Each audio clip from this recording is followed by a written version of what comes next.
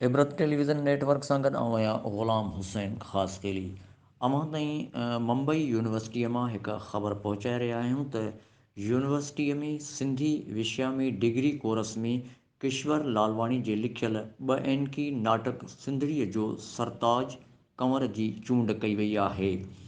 मुंबई यूनिवर्सिटीअ में सिंधी विषय में डिग्री कोर्स जे सिलेबस में नागपुर शहर जे मशहूरु सिंधी ड्रामा निगार किश्वर लालवाणी जो लिखियल ॿ एनकी नाटक सिंधड़ीअ जो सरताज कंवर चूंडियो वियो आहे।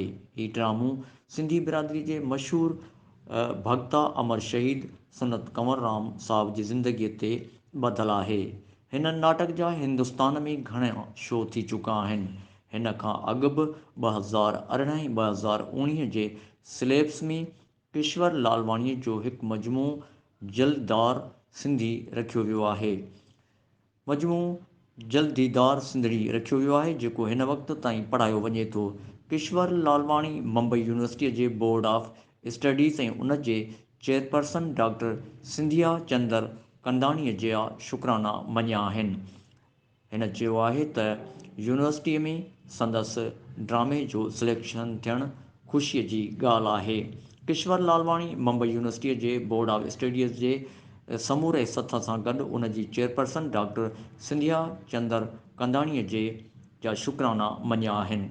ग़ुलाम हुसैन ख़ासि केली, इबरत न्यूज़।